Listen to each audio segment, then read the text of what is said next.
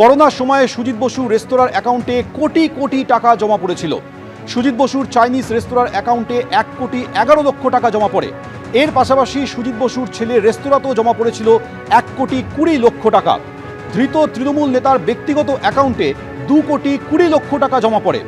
সুজিত বসু এবং তার পরিবারের সদস্যদের অ্যাকাউন্টে 7 বছরে 8 কোটি টাকা জমা পড়েছে। এই চাঞ্চল্যকর দাবি করেছে এনফোর্সমেন্ট ডিরেক্টরেট।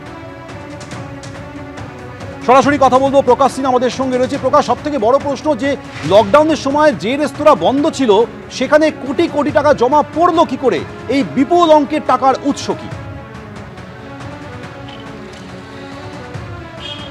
দেখো, এটাই কিন্তু সবচেয়ে বড় প্রশ্ন। এখন ইডি আধিকারিকরা তদন্ত করে দেখছেন এবং আজকে ইডির আইনজীবী তরফে এই সওয়াল করা হলো যে তারা যেটা দেখছেন যে করোনা কালে যে সময় দোকানপাট বন্ধ, পুরোপুরি লকডাউন, রাস্তাঘাট শুনশান, সেই সময় সুজিত বসুর নিজের অ্যাকাউন্টে 2,20,00,000 টাকা জমা পড়ছে। তার ছেলের যে বেঙ্গল ধাবা, সেই বেঙ্গল ধাবার অ্যাকাউন্টে 1,20,00,000 টাকা এবং সুজিত বসু যে নিজের চাইনিজ রেস্তোরাঁ, সেই রেস্তোরাঁর অ্যাকাউন্টে 1,10,00,000 টাকা। অর্থাৎ করোনা কালে 4.5 কোটি টাকা এই তিনটে অ্যাকাউন্টে জমা পড়েছে। কোথায় থেকে আসলো এই টাকা? যেটা দেখানো হচ্ছে, ইনকাম ট্যাক্সের রিটার্নে দেখানো হচ্ছে বা অ্যাকাউন্টে দেখানো হচ্ছে যে রেস্তোরাঁ বা ধাবার বা বিক্রি করে সেই টাকা এসছে। কিন্তু সেখানেই প্রশ্ন যে লকডাউনে, যখন পুরোপুরি লকডাউন, রাস্তাঘাট শুনশান, ফাঁকা রাস্তা, দোকানপাট বন্ধ, কোথায় থেকে এই টাকা আসলো? আজকে ইডি তরফে এটাই দাবি করা হচ্ছে যে এই টাকাই হচ্ছে দুর্নীতি টাকা। অর্থাৎ চাকরি বিক্রি করে একাধিক দুর্নীতিতে যে টাকা এসেছিল সেই টাকায় করোনাকালে অ্যাকাউন্টে জমা পড়েছে।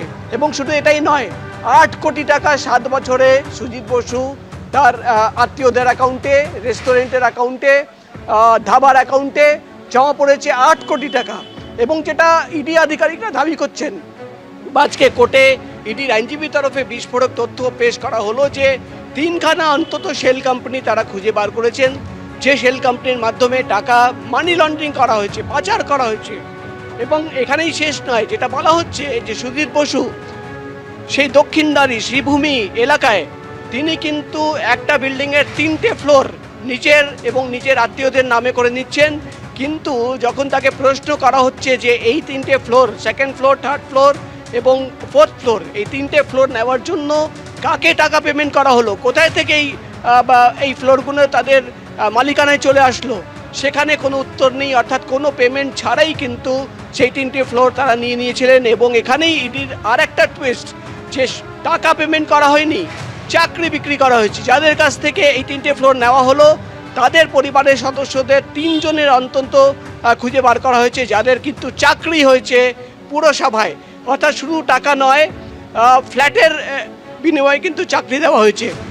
এবং তোমাকে বলে দিই, রিয়েল এস্টেট কোম্পানি, একাধিক রিয়েল এস্টেট কোম্পানি, সেখানে কিন্তু সুজিত বোসের আত্মীয়দের শেয়ার হোল্ডিং আছে, কিন্তু দেখা যাচ্ছে সেখানে কোনো ইনভেস্টমেন্ট নেই।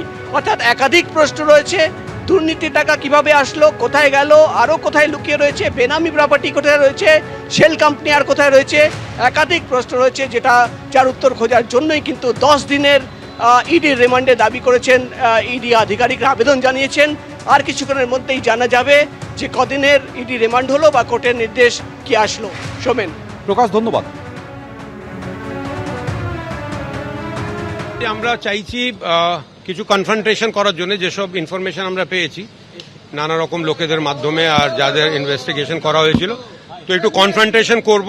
আর তারপরে যদি এই জন্যও চাইছি যে ইনফ্লুয়েন্স না করেন উইটনেসদেরকে আর কোনো ট্যাম্পারিং অফ এভিডেন্স না হয় তার জন্য। কোভিড কালে অনেক বিজনেসের মাধ্যমে টাকা এসছে ওনার হোটেল, যে রেস্টুরেন্টসগুলো কোভিড কালে চলছিল না সেসব রেস্টুরেন্টের অ্যাকাউন্টে অনেকগুলো টাকাটা ঢুকেছে।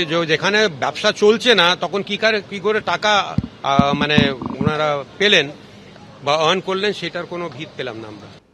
জামিনের আবেদন করেছে? হ্যাঁ, নিশ্চয়ই আবেদন করেছি। আমরা বলছি they have asked for remand, it is illegal, not valid.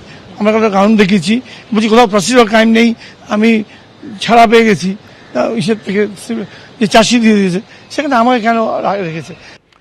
পুরসভায় নিয়োগ দুর্নীতি মামলায় সিবিআই যে চার্জশিট দিয়েছিল তার 11 নম্বর পাতায় দাবি করা হয় বেআইনিভাবে সবথেকে বেশি চাকরি দেওয়া হয়েছে দক্ষিণ দমদম পুরসভায়।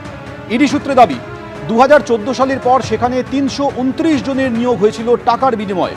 কেন্দ্রীয় এজেন্সি দাবি করে করোনাকালে তৃণমূল পরিচালিত দক্ষিণ দমদম পুরসভায় এভাবেই একসঙ্গে চাকরি হয়েছিল 29 জনের। 2010 সাল থেকে দীর্ঘদিন এই পুরসভার ভাইস চেয়ারম্যান ছিলেন সুজিত বসু। ইডি সূত্রে আরও দাবি করা হয়েছে সুজিত বসুর সুপারিশে বিভিন্ন পদে 150 জনের চাকরি হয়েছিল। ইডি সূত্রে দাবি করা হয় বিধায়ক থাকাকালীনও সুজিত বসুর সুপারিশে বহু চাকরি হয়েছে। কোথাও টাকার বদলে কোথাও জমির বিনিময়ে চাকরি দেওয়া হয়েছে বলে অভিযোগ। অনেক ক্ষেত্রেই দেখা যায় জমির জন্য কোনো টাকা নেওয়া হয়নি, তার বদলে পরিবারের 2 থেকে 3 জনের চাকরি হয়েছে দক্ষিণ দমদম পুরসভায়।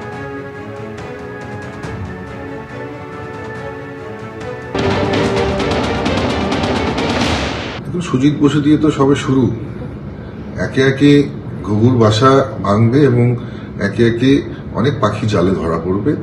যারা অন্যায় করেছে, যারা সাধারণ মানুষের টাকা লুট করেছে, একজনও ছাড়া পাবে না, একজনও নিষ্কৃতি পাবে না। সুজিত বসু দিয়ে যেটা সূচনা হলো, নিশ্চিতভাবে এই জল অনেক দূর পর্যন্ত গড়াবে। জেলায় জেলায় পর্যন্ত যারা বিভিন্ন দুর্নীতির সঙ্গে যুক্ত, কেউ রেহাই পাবে না, প্রত্যেককে জেলে যেতে হবে। গতকাল রাজ্য মন্ত্রিসভার প্রথম বৈঠকে একটার পর একটা বড় সিদ্ধান্ত নিয়েছেন মুখ্যমন্ত্রী। শুভেন্দু অধিকারীর পোস্ট ট্যাগ করে এবার বার্তা দিলেন প্রধানমন্ত্রী নরেন্দ্র মোদী। তিনি লিখছেন, পশ্চিমবঙ্গে আমার ভাই বোনদের কল্যাণই সর্বাধিক গুরুত্বপূর্ণ। আমি অত্যন্ত আনন্দিত যে রাজ্যের মানুষ বিশ্বের বৃহত্তম স্বাস্থ্য পরিষেবা আয়ুষ্মান ভারতের সুযোগ পাবেন, যেটি উন্নত মান এবং সুলভ স্বাস্থ্যসেবা পাওয়া নিশ্চিত করে। একই সঙ্গে ডাবল ইঞ্জিন সরকার গুরুত্বপূর্ণ কেন্দ্রীয় প্রকল্পগুলির বাধাহীন বাস্তবায়ন নিশ্চিত করবে। এক্স হ্যান্ডেলে পোস্ট করেছেন প্রধানমন্ত্রী।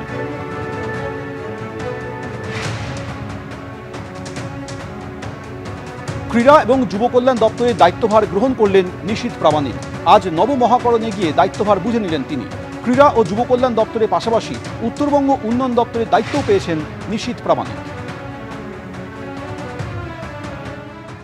যারা একটা বেসিক প্ল্যাটফর্ম চায় নিজের প্রতিভাকে বিকশিত করবার জন্য, তাদের দুঃখ কষ্ট কিন্তু অনেকটা অংশে ঘোচাতে পারবে। অনুভূতি এটাই, এবং সেটার সঙ্গে সঙ্গে প্রাথমিক সিদ্ধান্ত এটা যে আমরা আগামীকাল থেকেই সমস্ত সেন্ট্রাল স্কিমগুলো যাতে পশ্চিমবঙ্গের জন্য লাগু হয়ে যায়। খেলো ইন্ডিয়া থেকে শুরু করে, সাই থেকে শুরু করে ভারত সরকারের ক্রীড়া সম্বন্ধিত যে সমস্ত এবং যুব কল্যাণ সম্বন্ধিত যে সমস্ত স্কিমগুলো রয়েছে, প্রত্যেকটার সুযোগ যাতে পশ্চিমবঙ্গের খেলোয়াড়রা পায়, পশ্চিমবঙ্গের যুবরা পায়, সেই জন্য আমরা আজকেই পত্র প্রেরণ করব এবং নিশ্চিতভাবে এই আগামীকাল থেকে শুরু করে 1 সপ্তাহের মধ্যে প্রত্যেকটা স্কিম পশ্চিমবঙ্গের জন্য লাগু হয়ে যাবে, পশ্চিমবঙ্গেও ইমপ্লিমেন্ট হবে। এবিপি আনন্দ, এগিয়ে থাকে, এগিয়ে রাখে।